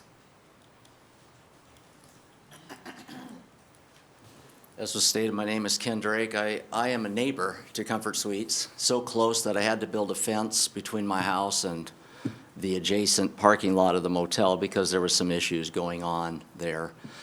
I think I agree with what Mr. Savas has said earlier. It's not so much the idea of turnkey. I think we're all in favor of helping our houseless neighbors. I think we're all in favor of doing something with the crisis that's before us. I think the issue is the location of Comfort Suites specifically in a residential neighborhood is just simply not a good place for the idea to take place. And you talked about barrier between neighborhood and the situation and trying to help. And again, I'm a neighbor. I've seen the neighborhood go downhill I've been around for 30 years in that same neighborhood. And as part of Clackamas County, I want to see things improve. I want to see the homeless taken care of. I get it. But I'm also a person in a neighborhood, and so I've heard my neighbors talk about this. And the fact is, this was kind of just happened. We heard about it secondhand. There was no notification given to us as people that live literally next door to Comfort Suites. And so that was the big concern. And so we had a big meeting just last week in the backyard of a lady who lives right next door to the motel. So again, hear me when I say the idea is not bad, but the location, specifically Comfort Suites, in my opinion, is not a good choice of location. Thank you very much. Thank you. Gary, you want to address the notification process? Every house and business within a 3-block radius of both hotels were knocked on, the doors were knocked on, and a flyer was left if no one answered the door. So I'm sorry that somehow that was missed if you lived within a 3-block radius, but our staff did that a few weeks ago. Thank you very much for that. Now, we will now move to our online speakers. I understand we have 6 people online. Oh, Commissioner Savas, your light's on? Yeah, just real quickly, I want to just, I think it was Mr. Zahari, Gene Zahari, that made a statement that we're eligible for 2 hotels, and I think what we've learned from the state is that we're actually eligible for 1. So just a clarification as to that. So we don't have, they don't have the resources for 2 for Clackamas County. And I'm going to also add, before we begin our online testimony, the county is just now beginning our due diligence. And that means we will assess the condition of the properties, listen to the folks like yourselves in the room, and this will take many weeks. There are many more opportunities to engage in this process before a decision is made on this. So we're considering all options, and we're listening to everybody who has come forward. Tony, who's up next? We'll begin with Kelly Lennox. Kelly, please state your name and area of residence. You will have 2 minutes. Good morning. I'm going to just guess that you can hear me. My name is Kelly Lennox. I live and work in North Oak Grove in unincorporated Clackamas County, and I'm part of Oak Grove United Methodist Church. I'm testifying in support of Project Turnkey. Across the street from where I live used to be a small, dilapidated cottage rented by a disabled woman, I'll call Ellen, and her geriatric dog, both of them long-term residents of Clackamas County. The lot was sold in 2019, and eventually Ellen was evicted. She asked all of us neighbors if we knew a place she could rent for $800 a month.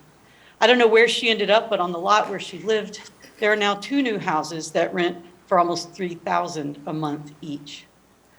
That really affected me, so I looked for a way to get involved. You've heard this morning about Love One, a project born and bred right here in Clackamas County.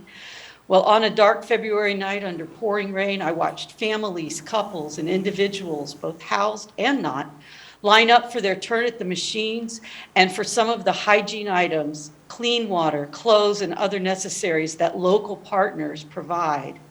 Inside the laundromat, one younger man slept on the hard tile floor under fluorescent lights, warm, dry, and fed for a time. The only thing he asked for was a tent, which we didn't have. When his things were dry, he walked back out into the night. Project Turnkey comes with funding from the state and Metro for safe, supportive, transitional shelter. The on-site wraparound services will help to mitigate some of the worrisome behavior that others have witnessed under the current system and have expressed their concerns this morning. I urge each one of you to look deeply at Project Turnkey and into your own hearts. By approving this project, Clackamas County has the power to expand options for our vulnerable neighbors like Ellen and the man in the laundromat with the right kind of services to help them as they find their way back to permanent housing. Thank you very much. We appreciate you calling in today. Tony, who's next? Next will be Ellen Burns. Ellen, please state your name and area of residence. You will have 2 minutes. My name is Ellen Burns. I live in Gladstone. I'm here to advocate for safe transitional shelter for our unhoused neighbors. I have lived in 8 different states, 2 of them twice, in an apartment, a trailer, military housing, and our own home. I have always had a safe place to call home. The people I have met through participation in the homeless count, at Father's Heart, and at Clackamas Service Center have not always had that basic need met. A home address is essential to getting a job, a driver's license, to vote. Food, clothing, shelter, and sleep are basic needs that are difficult to meet when you are homeless. Those needs undergird the need for safety and connectedness, all of which are necessary for self-esteem and becoming the best person you can be. I deliver food boxes for the Clackamas Service Center. I deliver to individuals living in the Clackamas Inn and Suites and the Comfort Suites Hotel. Clackamas County is already paying for hotel space for those folks who are transitioning into housing. Purchasing a hotel through state grant funding is a more efficient and sustainable use of taxpayer money. County ownership of these hotels would allow for 24-hour care and management on-site services, as we've mentioned, to support the vulnerable and traumatized houseless families and individuals. The Board of County Commissioners has already made commitments to the local implementation plan, including a commitment to ensure that all shelters have comprehensive services as part of their operation. Purchases of these hotels demonstrates your resolve to solve our crisis of houselessness. Thank you. Thank you very much. Up next. Next will be Jeff Pratt. Jeff, please state your name and area of residence. You will have 2 minutes. Good morning. My name is Jeff Pratt. I live in Clackamas County, a couple of miles south of Damascus, between Barton and Carver along the Clackamas River. I've lived here my whole life, coming up on 73 years shortly. Thank you for letting me speak today. I am in favor of the turnkey project. I am a member and currently board chairman of the Clackamas United Church of Christ, which is only a couple of miles away from the facilities under consideration. You heard last week from our pastor, Adam Erickson, as well as from my wife, Lita Pratt, and several others, members of our congregation, both last week and this week. Our church, along with several others in the area, has been working directly, as well as through organizations such as the Clackamas Service Center, to help, shelter, and support our unhoused neighbors. Over the years, I have had friends, neighbors, and family members who have found themselves unhoused, sometimes the result of poor decisions, but more often due to medical issues, natural or economic disasters, accidents, or just plain bad luck. Some of them are able to pull out of that situation and get back to leading happy, productive lives. Others, tragically, were not. Why the difference? The survivors were those who were lucky enough to find support. I've heard concerns about the people who might be occupying briefly the facilities that are being considered, and sure, some of them are pretty scruffy. Well, I've gone camping more than a few times over the years, and let me tell you, after a couple of weeks in the woods, I look pretty scruffy too, and smell worse. But I've always had a place to come home to, with running water and heat and a roof. Clean me up and I'm less scary. Why not provide the same to our neighbors? The folks who will make use of these facilities are neither invaders nor strangers. They are residents of our county. They are here now. They could be any of us by accident of ill health, loss of employment, or natural disaster. The need is here now. The opportunity to help is available here now. Thank you Please, very much. Thank you very much. Tony, who's next?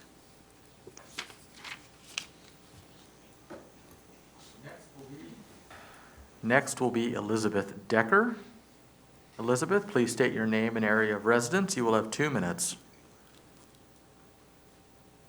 Hi, I'm Elizabeth Decker. I live about 3 houses down. I'm Misty's neighbor. I've seen this kind of go downhill. I also work in a hotel, so I've seen what can happen when people are left in hotels. I clean up needles every time they break into my rooms.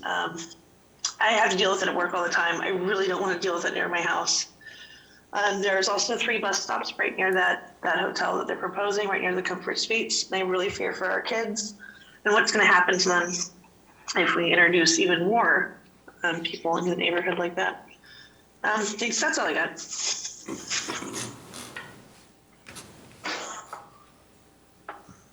Is she done? Okay. Yes. All right, thank you for calling in. Up next. My last registered speaker will be Al Larson. If you have not registered to speak, please use the raise hand feature and I will call on you in the order received. Al, please state your name and area of residence. You will have 2 minutes. My name is Al Larson. I live in West Lynn. Like the speaker before me, Jeff, I'm a member of the Clackamas United Church of Christ, and I currently volunteer with Clackamas Service Center where I am right now.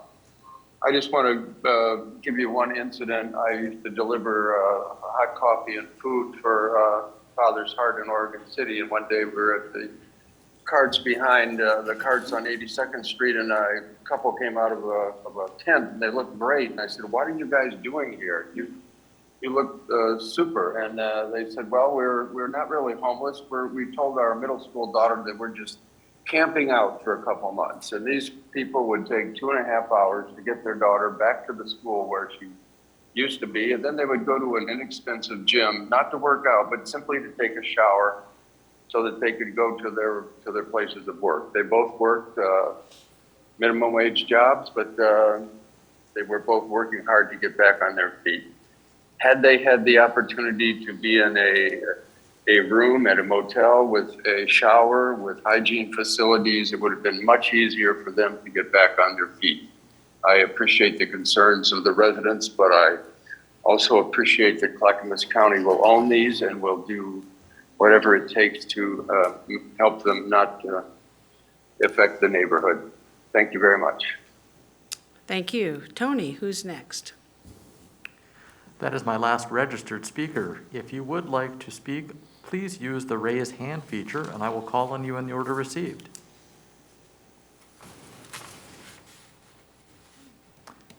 Madam Chair, there are no hands raised. Thank you. Anybody else in the room would like to testify? Going once, going twice, gone.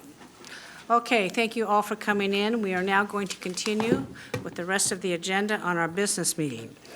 Gary, can you introduce the next item? Yes, Chair. Next is County Administrator update. That's me. In the interest of time, I just want to share one item, and that is, as you know, last weekend in the Sandy area, there was a tornado here in Clackamas County. And in particular, I want to thank our staff from the Transportation Maintenance Division of Transportation and Development. Our staff was on site within moments and helped clean 6 fallen trees from the road in a matter of over 6 hours, from 7 p.m. to over 1 a.m., and make sure that the road was safe to travel for those residents. So those employees are Dan Freiberg, Mitch Nation, Jason Coles, David Blevins from our Transportation Maintenance Division. Thank you to our outstanding staff who help our community when they need it.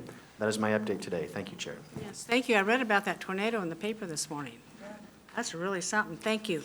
Up next is Commissioner Communication. Commissioner Savas, you're up first. Great. Well, happy to just give you another brief update, another transportation meeting, another day, another transportation meeting. It's like clockwork, it's like eating. And you're doing it well. Thank you, Commissioner Savas. So this morning, we met at the Metro Regional Facility to discuss the regional transportation plan. And there is, seems to be still falling on the same theory or framework of the hub and spoke regional center model. I've been kind of offering some constructive comments about that for the same ones almost for 20 years, and that being that people in the morning when we have our rush hour traffic, or in the afternoon our rush hour traffic, we're having our greatest congestion challenges is not at the shopping centers or the regional town centers. It is really people going back and forth to work on those main commutes. And the fact that they're putting so much investment into that hub and spoke model based on regional centers, I think is really not meeting the transportation needs of people. When it comes to transit, making further investments in those areas, I don't think gives the constituencies the services that they really need, especially when it comes to the cost of living, the affordability issues that everyone's facing right now. people's ability to ride transit is really hampered in Clackamas County. Very few people are near lines where they have access. And to invest the few transportation or transit dollars that we've got, not gas tax dollars, not road dollars, but transit dollars, to take those few dollars we got and invest them in areas that already have existing transit facilities and leave other areas barren, as we call the transit deserts, a lot of them in Clackamas County and some in Washington County, I think is not really meeting the mark. It's not really meeting the needs of our constituents. So I continue to battle away on that point and try to bring some common sense to our transit system and where we spend and allocate our dollars. That's what I have for today, Chair. Thank you, Commissioner Savas. Commissioner Fisher, you're up next. Yeah, thank you, Chair Smith. What an interesting conversation today, and interesting conversation earlier this week. It just goes to show how important local government is to issues that really affect the lives of our residents. I did want to thank Dan Johnson. He sent us all an email. I'm talking about the conversation we had on Tuesday about the swap proposed by Metro to take property out of the edges of Damascus, out of the urban growth boundary, and include areas in Tigard because there's a planned development there.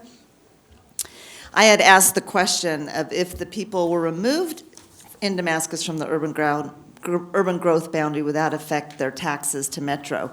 He corrected the information and said that the two are separate and they are not related, as he had spoken. So I just appreciate Dan Johnson getting us the correct information.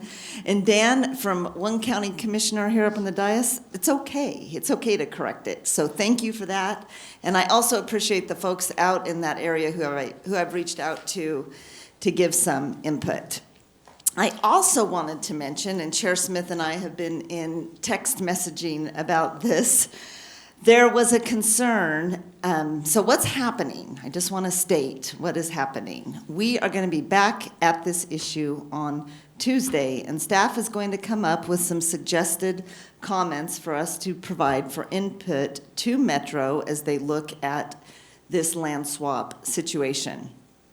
As there were comments made, and we pretty much, I think, have consensus that we really want to be at the table with our concerns on behalf of Clackamas County in all ways possible when it comes to what the decisions Metro makes.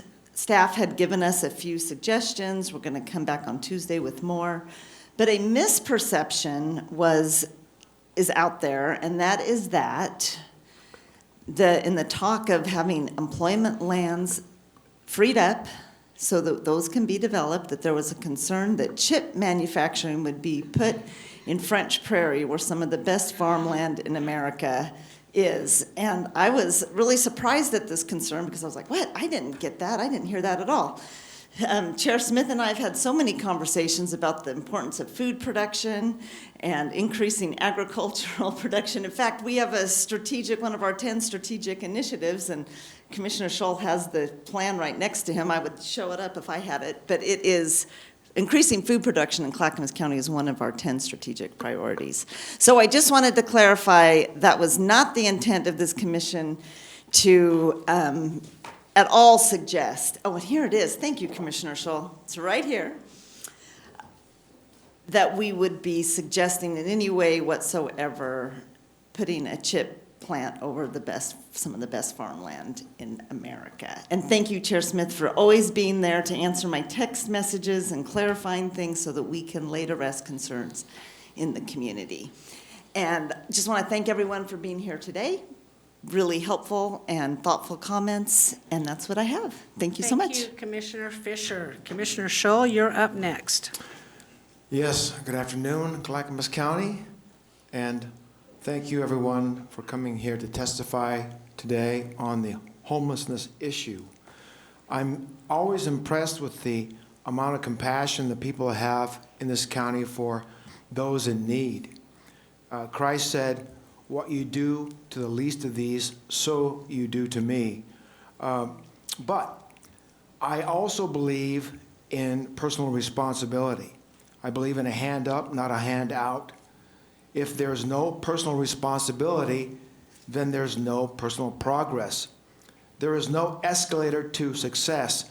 There's only the stairs upon which we each take ourselves to success. Yes, with the help of family, with the help of church, and with the help of the county services.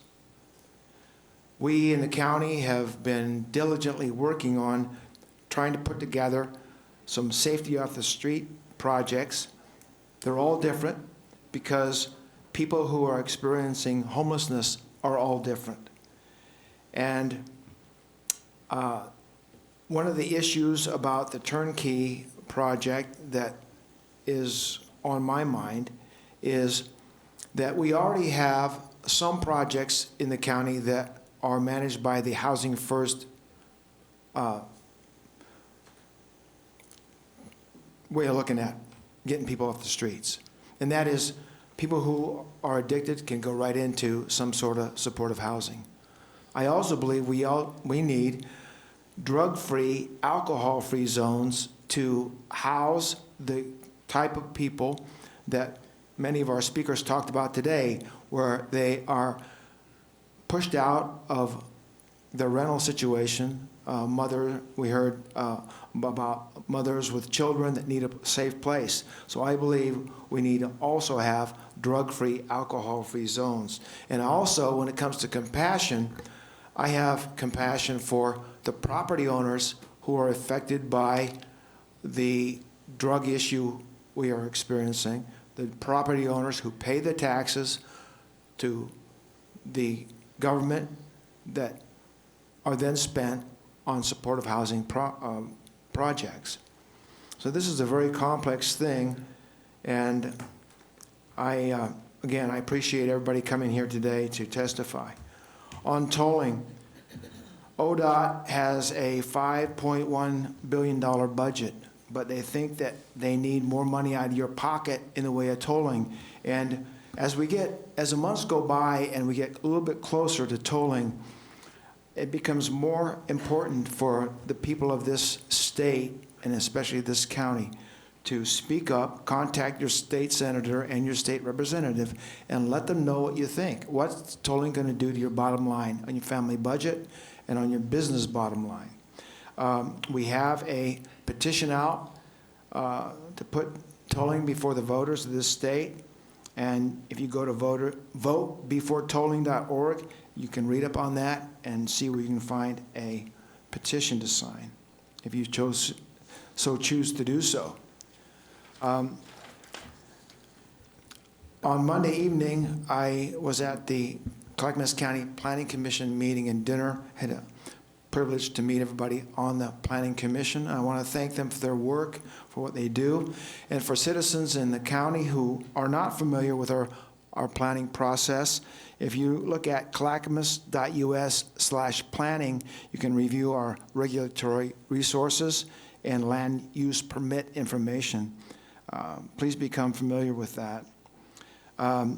This evening, I look forward to a dinner at the Milwaukee Masonic Lodge with the Clackamas County cities and a tour of their new library. One more reminder, everybody in the county should have both the state and the county voters' pamphlets and your ballot. Please look at that, and I hope that every registered voter in this county turns in a ballot on 8 November.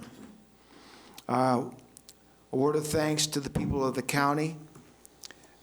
Your safety, fire safety this year got us through this year without any major fires in the county. We had a couple small ones, but nothing like 2020, and that's because you were safe. Thank you again for that. Last night, I attended the Metro Policy Advisory Committee meeting, which I'll brief the board on Tuesday morning at Commissioner Liaison Comments. Very good. And thank you again. Thank you, Commissioner Shull. Appreciate that. Commissioner Schrader, you're up. Well, first, I just would very much like to thank all the people that came here to speak today. It's very important we hear from you. I do agree with some of the comments that I think we all want the same thing, and it is going to be a choice of location, location, location. That's how I think this is after my years of being here and working on housing issues for quite a while. I believe that that is the way things are going to work out. And I appreciate the fact of people doing their due diligence for their neighborhoods. That's extremely important to us. I wasn't here when the Comfort Suites was put into the neighborhood, and again, that was a change, unfortunately, from commercial, well, from a residential use to a commercial use.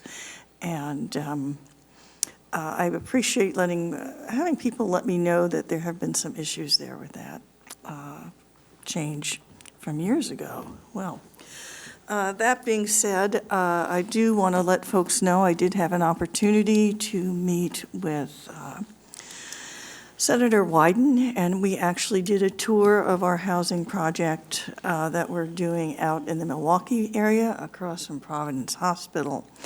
And that is essentially, we have already remodeled the folks that are living there in the apartments. And so the facilities have all been updated. These are low-income people who do need housing and support services. And also, we gave him a tour of some of the older residences there. The ones that are going to be kept for the time being have been renovated and painted and cleaned and pulled together nicely. And the other half of that acreage, we are looking at building newer housing. Basically, that will increase the density there and also provide us with more opportunities for people who do need to have placement into permanent housing to make that available to them. So that is in process. It was a great visit. We really appreciated Senator Wyden coming out to look to see what we were doing. He was instrumental in helping us get federal dollars and continue to get federal dollars for that piece that we are now renovating in the Milwaukee area. So we continue to work on these issues. In another vein, I would like to mention that Chair Smith and I had the opportunity yesterday to visit Cisco, which is one of our, their theme is connecting the world to share food and care for one another, which I think is a great corporate motto. They are an international entity. They have sites all over the Pacific Northwest as well as other countries. They are food distribution folks. We met with their public and government relations person.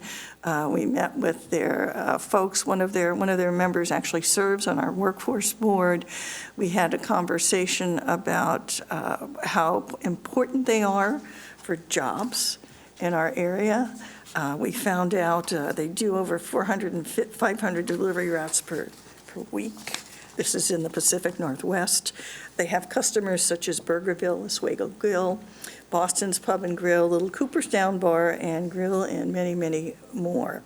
They're a big employer. They volunteer with the Oregon Food Bank, No Kid Hungry, Sunshine Division. So they're not only a good business here with good jobs, they also are a business that has